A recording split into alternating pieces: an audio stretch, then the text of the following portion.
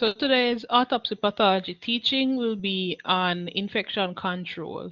So we'll be discussing what the autopsy is like in a suspected infection.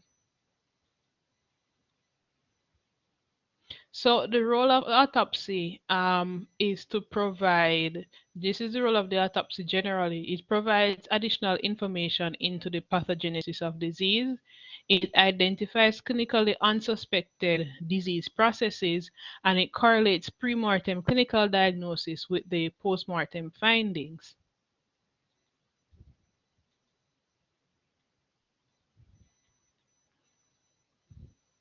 In terms of infection control, the role in additional roles include that it identifies potential disease outbreaks and it establishes the risk factors for specific infection. And both these are important in terms of epidemiology and identifying data for epidemiological studies.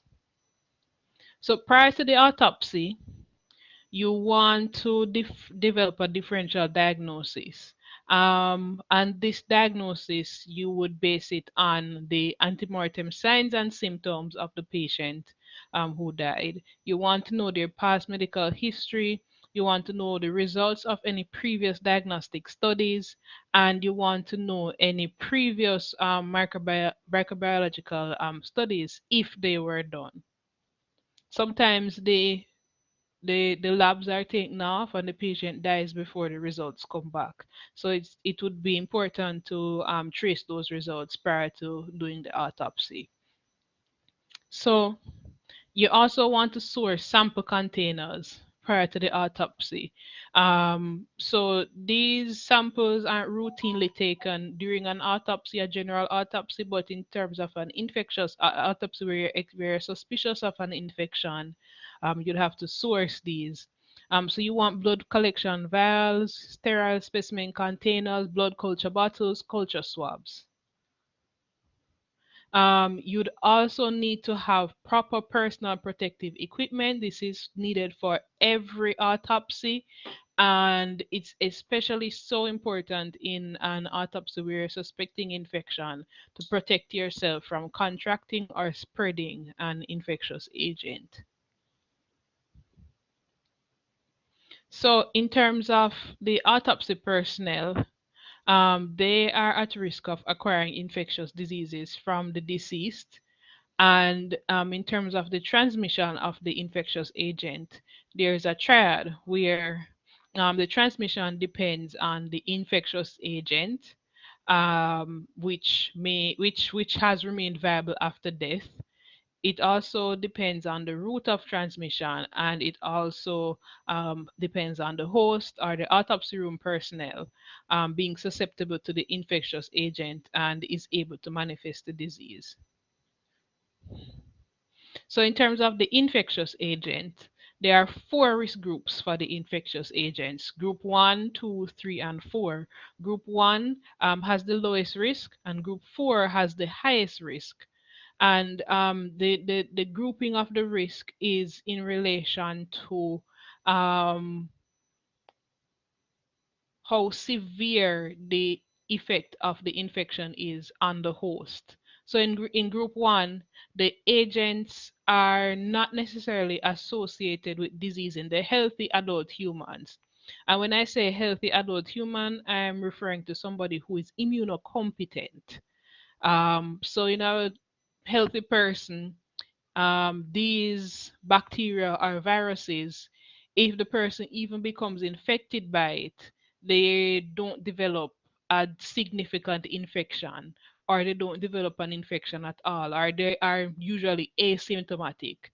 So some of the agents in this group would be Bacillus subtilis, subtilis, E. coli as well, and some of the adeno-associated viruses.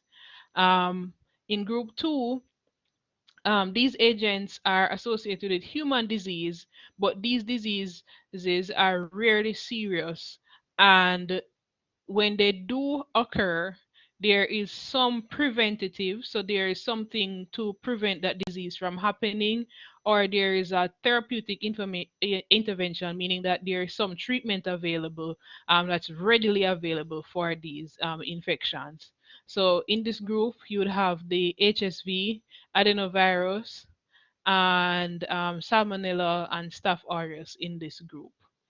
So in group three, the agents are associated with severe or lethal human disease, um, where for these type of diseases, there is something prevent the disease or a therapeutic intervention, it may be available.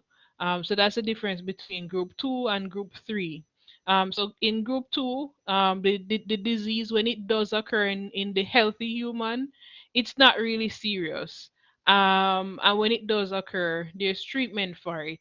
And some of these diseases, there are, when we talk about preventative intervention, for example, a vaccine may be available for some of these agents to prevent it. So the autopsy personnel would be encouraged to be vaccinated against some of these organisms.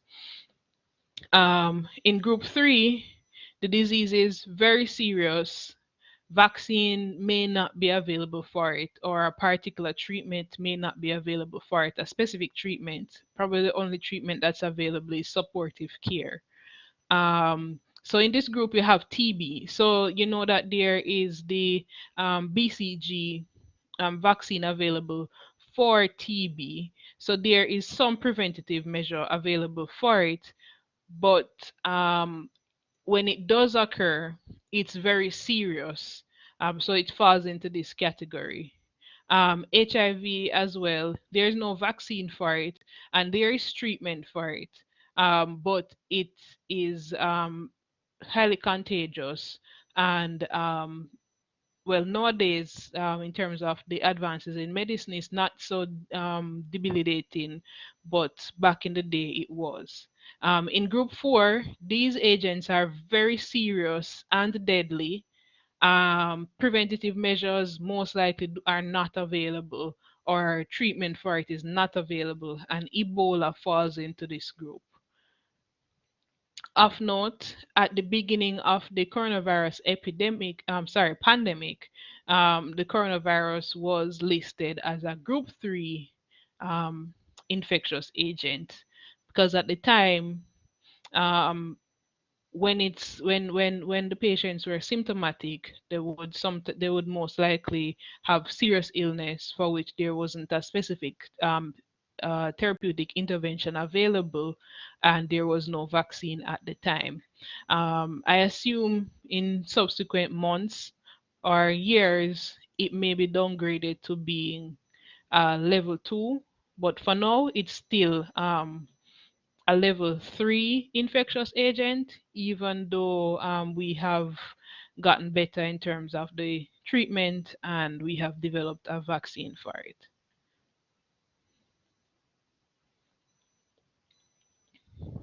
So, in terms of the biosafety levels for the infectious organisms, so in terms of the group 1 agents, these are not known to consistently cause disease in healthy adults. So, in terms of our practice, we use standard microbiological practices, standard autopsy practices for these ones. So, for this one, in the PPE, we use lab coats, gloves, face protection as needed. And in terms of the group 2 agents, these are associated with human disease. Routes of infection, routes of transmission include percutaneous ingestion, mucous membrane exposure. So we do the standard practices in as per group 1, plus we limit access. So if you're not supposed to be around when this case is being done, then you're not going to. If you're not necessarily, you don't need to be there, then you won't be invited to the autopsy or be in the autopsy suite. Biohazard warning signs, sharps precaution, biosafety manual defining how any waste disposal is happening. So you would do for in terms of the primary or safety equipment, you'd use the same equipment as per the group ones. Um, and you'd be also cautious of how you cause splashes or any aerosols if it's a agent that is spread via mucous membrane exposure or inhalation, right? For the agents that are in class 3, these are indigenous or exotic agents that may cause serious or potentially lethal disease. So these ones controlled access, decontamination of all waste. So in addition to, you know, disposing of waste in a particular area, the waste here is decontaminated before it's disposed of, and also laundry, whatever is worn in the lab or in the autopsy room would be decontaminated before it's sent to the laundry.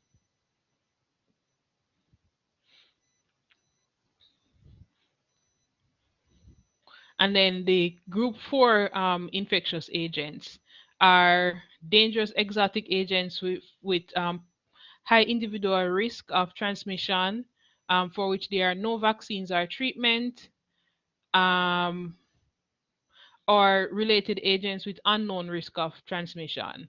So this is in these instances, you have clothing change before entering the area, you shower and exit, and all material, whether it's the clothes that you wore, waste material, anything at all exiting the facility has to be decontaminated. And then in addition to what you'd wear for the other three in terms of the PPE, this one would include full body air supplied positive pressure suit, right? So, of note, going into an autopsy, you might suspect, if you're thinking that the patient died from an infectious cause, you might have an idea what organism you're dealing with, but some of the times you don't know, or you did not suspect an infectious agent, and it's on doing the autopsy, reaching about halfway, you realize that, oh, this patient may have had a pneumonia based on the findings that I'm having, a pneumonia from some infectious cause. So when doing any autopsy, it's best to approach the case as if it's an infectious case. The different types of laboratories and autopsy suites around the world, they are graded based on the level of infectious agent they can handle, and our suite can handle the group ones and group two. We don't accept cases where we suspect that it's a group 3 organism, and definitely do not accept anything that's a suspected grade 4 organism. Of note, in the whole entire world, there are less than 5 autopsy suites that are able to handle a group 4 organism. So, if it's a suspected case of Ebola, more than likely an autopsy will not be done for that patient in most centers, because very few centers can handle a level 4 type of infection. And in our setting at the University Hospital of the West Indies, we go up to level 2.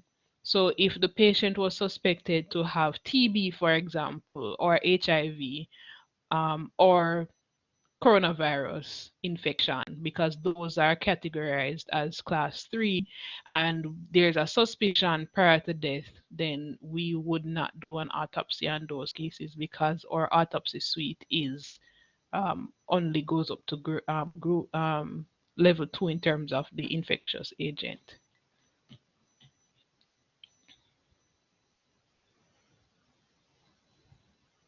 So in terms of the transmission, it can be airborne, can be contact of the skin, feces. It can be bloodborne. It can be contaminated with water. Um, so those are the routes of transmission, and all of those routes of transmission, because we're examining the entire patient, it's likely in the autopsy suite. So we have to be mindful and careful how we are handling the tissue while we're there and clean up. So in terms of the PPE that we routinely use in the autopsy suite, this young woman is in the autopsy suite. She appears to be weighing something in the scale that we use in the autopsy room to weigh the organs. And you can see that she's wearing, at the minimum, scrubs, surgical cap. She has an impervious gown or apron on with full sleeve coverage. That's very important so that the arms aren't exposed. There's eye protection, so she's wearing a face shield. She's also wearing a face mask, which should be N95 or higher. Not seen in the photo, she should be wearing shoe covers or waterproof boots. If you come to the autopsy, in our autopsy suite, you'll see the residents when they're doing the autopsy, they are wearing water boots. And in terms of the gloves, they should wear double surgical gloves or more. You shouldn't be wearing a single layer of gloves during an autopsy. You should have on two or more pairs of gloves. And um, in some areas where it's available, you have a metal mesh type of glove that you'd put in between the two pairs of surgical gloves to protect yourself from injuries from the knife or being cut in the autopsy room.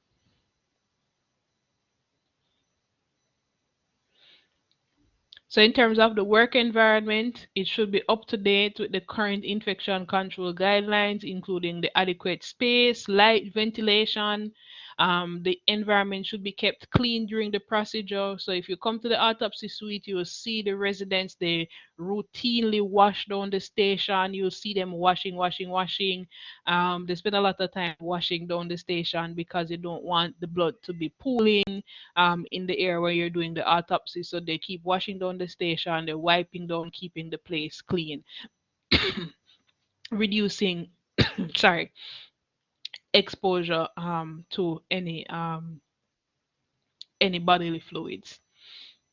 There should be proper disposal of sharps and infectious material.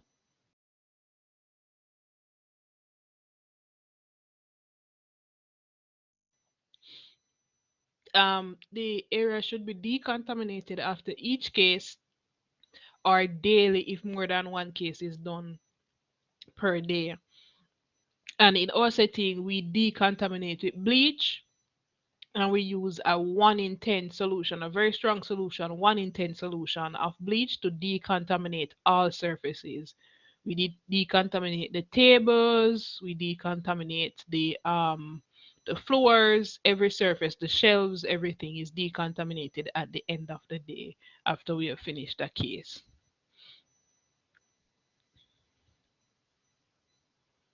So in terms of susceptibility to disease, this depends on the immunologic state of the autopsy room personnel. Remember, when we discussed the agents, the group 1 agents, we said that these are unlikely to create disease in the healthy human, or if it does create disease, it's mild. The symptoms are mild, and this is in somebody who is immunocompetent. So it's very important that any autopsy room personnel, anybody doing the autopsies, are immunocompetent. So immunocompromised personnel should not be in the autopsy room, should not be taking part in autopsies. If they have open wounds, definitely not. And along with all medical personnel, I assume all of you are vaccinated with hepatitis B. That's a recommendation for all medical personnel. That in addition to the routine vaccination that's done in Jamaica, we also have full vaccination for hepatitis B. So you should get all 3 shots of hepatitis B to be fully vaccinated. And that's also a part of the recommendation for anyone from the consultant, resident, the deano, the morgue attendants who are wheeling in the body for an autopsy should meet this criteria. So in terms of the exam, the actual autopsy itself for if you're suspecting infection, Um, in terms of the external examination, you're looking for a skin abnormality, if there's a rash or something. You're looking at the eyes and the mucosa. You're looking in the ears, genitourinary orifices, and the rectum. Those are the areas that you'd pay special attention to. You'll be looking at every part, but these are the areas that you'd pay special attention to in terms of the external examination. In terms of the internal examination, after the wire incision, you would visually inspect the cavities for fluid collection and culture them before additional manipulation. So the cavities that you look at, the abdominal cavity, which is the peritoneal space, the pleural cavity, pericardial cavity, you look at those cavities. You look at the fluid that's there. Ideally, there shouldn't be a lot of fluid. You shouldn't have more than about 2 mils of fluid, if any. So if there is like a collection of fluid and then the fluid looks very turbid, almost yellow pus-like, then you know that their chances are there's an infection on board. And it's very important to take the cultures before additional manipulation. Remember that the bowel contains commensal organisms that would rapidly multiply after death, and so when you're doing the cultures, as after you make the wire incision and expose the thorax, if you're going to take cultures, you take the cultures first before you even touch the bowel, because then touching the bowel or manipulating the bowel, then going back to do the cultures, you're going to cause cross contamination, and then even if there was a pathogen on board, it would be difficult to differentiate what is a pathogen versus what is a commensal when you get back the culture report. So that's very important to know that you're going to culture the lung. Take a piece of lung tissue and send it to microbiology for culture. You take that piece of tissue before you do anything else in the autopsy.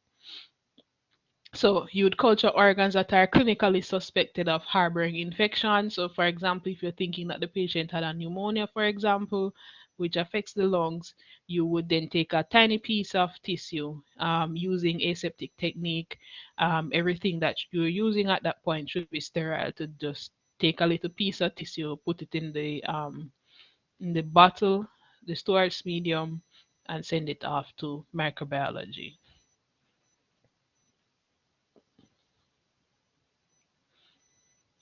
So in terms of taking the culture, some of the tissue that we can culture, CSF. How you do that? You use a syringe and a needle, and you'd clean the skin with alcohol, and you can do it either by a lumbar puncture between L4 and L5, or you can do a cisternal puncture that's at the posterior neck below the occipital protuberance, and get CSF for culture.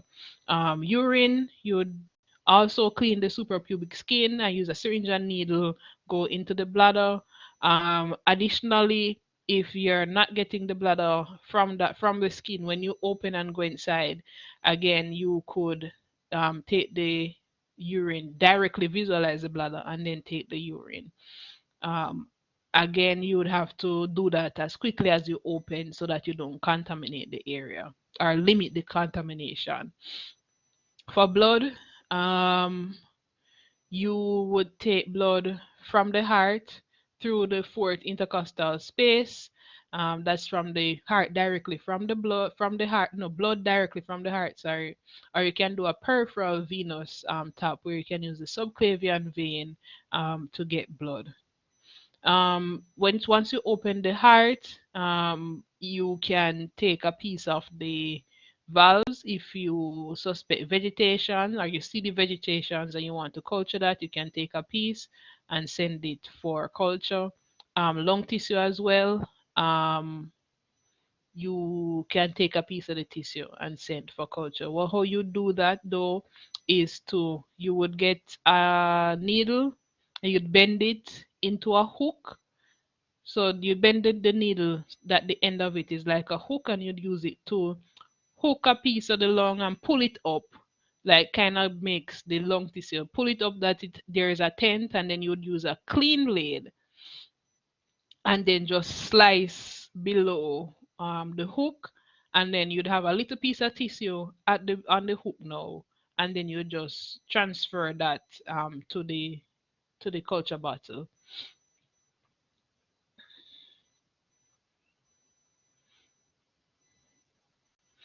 So you can additionally use a swab if you see an area of abscess or granuloma formation, then you can just use a swab to just swab that area.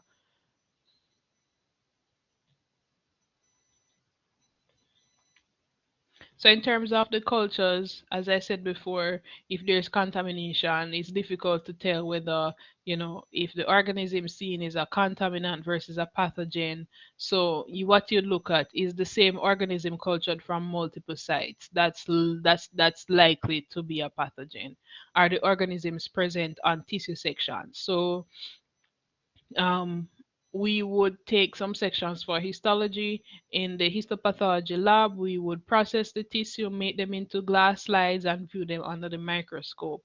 So, if on the pieces of tissue, if I took lung cultures and the lung is growing several organisms, if when I look at the tissue under the microscope, I can identify organism, then it's within the tissue, and the organism within the tissue is creating a a, a immune response, then I know that yes, this is likely a pathogen because there's correlation between what I'm seeing on histology and what I'm seeing on microbiology. Um, and as I said, if there's a tissue host response, so a tissue host response is that when the person was alive, the organism was there, and the body's natural response, the immune system, is to get rid of that. So it would launch an attack. So what some of the first cells that would respond in the case of an infection would be the neutrophils. So if you're seeing a lot of neutrophils there, then it's like that. Then that is a sign that there was some tissue response to the presence of this organism there. So once you see that, then it's likely that the patient had an actual infection. And other thing, does the autopsy findings correlate with the antemortem clinical diagnosis?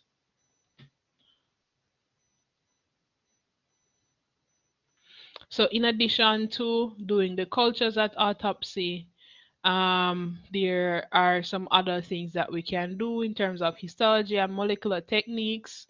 And the reason why we would want to do the alternatives or things in addition to the cultures is that there are sometimes technical problems with doing the cultures. Of note, if if the case is more than a week old, the patient died more than a week ago, then doing cultures makes no sense because at that point, whatever commensal bacteria were there in the abdomen have proliferated and taken over basically all of the body. So it doesn't make any sense doing a culture then because the results are not going to be reliable.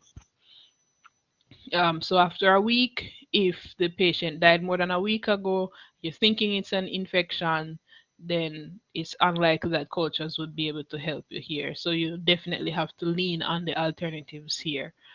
So some of the alternatives include histology. So on histology, hematoxylin and eosin stain is the standard. And what you'd be looking for when you use this particular stain, you'd look for tissue reaction to the offending agent, viral inclusion bodies. What this means is that you can't see viruses with your naked eye under the microscope. But what you can see is the cells reacting to the viruses, and the cells, based on the type of virus, some viruses produce a particular look, cause the cell to look a particular way. Um, for example, herpes simplex virus, the cells become abnormally enlarged and the nuclei become molded and they have a ground glass appearing. The nuclei looks like ground glass. So once you see this large nucleus with the nuclei looking molded, like you had when I say molded, it's not nice and smooth. It's like you got several lumps of clay together and kind of squeezed it together. That's what it would look like. And then it has a ground glass kind of color. So that's what the viral cytopathic effect of herpes simplex virus looks like. So if I look at a slide, say for example, I get a pap smear and I see some of the cells exhibiting these features, I can say with some certainty that this patient more than likely has herpes simplex virus infection on board. Another virus that also has a particular cytopathic effect is HPV, human papilloma virus. So this particular cytopathic effect is that the cells, the nuclei, the cells are a little bit larger than normal. Not as large as herpes simplex, but they are a little bit larger. The nuclei are also a little bit larger, and they are very hyperchromatic, meaning that they have become very, very dark. And instead of having a nice, smooth, round nucleus, the nucleus looks like a raisin. So those are some of the effects. So I can look at a pap smear again, seeing these features, and oh, this patient likely has HPV infection on board. So some of these are some of the effects that you would see. In terms of bacteria and fungi, you can see with your naked eye under the microscope certain bacteria. You won't see a lot of details. They're still very small, but you can see them. So what you would report is that you would see cocci or bacilli or so on. But in terms of more details, the micros using our microscope, the regular microscope, is still not powerful enough to get more details. But you can identify cocci, bacilli, and for fungi, you can identify the hyphae in the tissue. So special stains, these are additional stains that you can apply to the tissue. And then under the microscope, it imparts a particular color. So the silver impregnation is used for bacteria. And what it would look like is on this picture right here, the background is brown, and then the bacteria has this black appearance. So you can see that this bacteria there's a conglomerate of black cocci seen in the background here.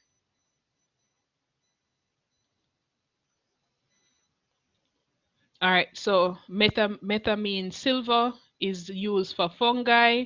You can use it for non-fungal elements as well, but it's used mostly for fungi. And you can appreciate in the top picture, you can see the hyphae going along. These are the elongated black areas, and there are some spores scattered as well. The spores are the little round dots. Those are the spores that you can appreciate in the background.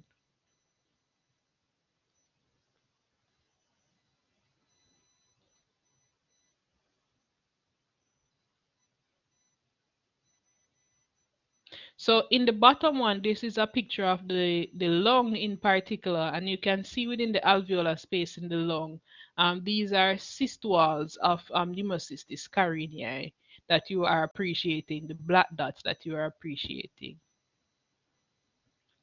Additionally, zeolite acid fast stain. This is used to identify Mycobacterium species. I remember that TB is a part of that group. So it can identify mycobacterium that's responsible for TB. And what it would look like, this is on the side that says A. So the background has a kind of navy blue appearance. And then the mycobacterium, when it's positive, it has a pinkish red appearance. So that's what it would look like. And additional stains include mucicarmine and Giemsa. So the mucicarmine, what this is a polysaccharide type of stain. What it does, it identifies the outer wall of the organism. So in Cryptococcus neoformans, it identifies the outer wall, the carbohydrate outer wall. And Giemsa is used for chlamydia rickettsia protozoans as well. So immunohistochemistry, what immunohistochemistry is that it tests for, so I remember in DNA replication and production, you have the formation of DNA and then you have RNA, and then from the RNA you have the proteins that are being coded. So what immunohistochemistry identifies is the protein that's coded from the particular nucleic acid, and you can code for the immunohistochemistry can be very specific, and it can identify the viruses that are listed here and the bacteria and fungi as well. These are very specific, but immunohistochemistry is not readily available in Jamaica. And when it is available, it's more used for like cancer diagnoses, for subtyping of cancers and so on.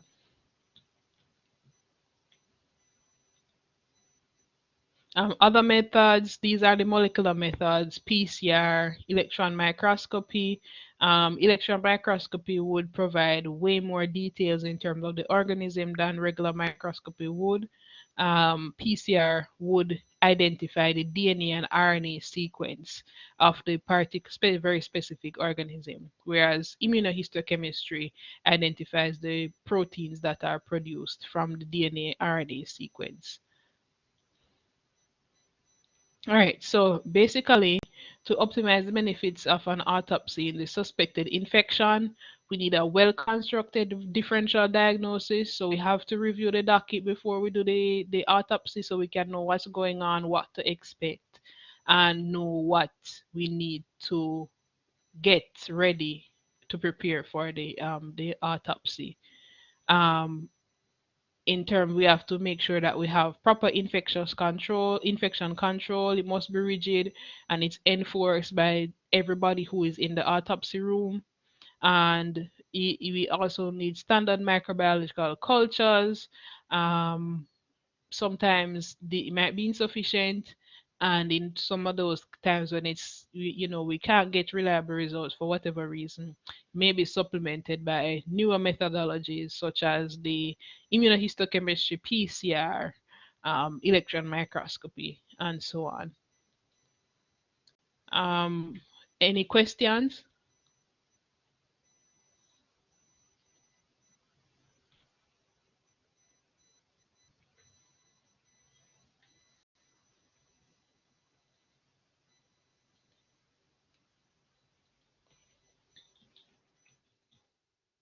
All right, so guys, remember um, to email me to reschedule the class that we missed last week, Monday. Um, because it's very important that you have that class done.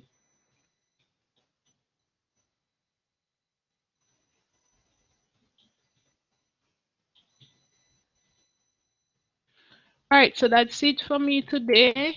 I will see you guys on Thursday.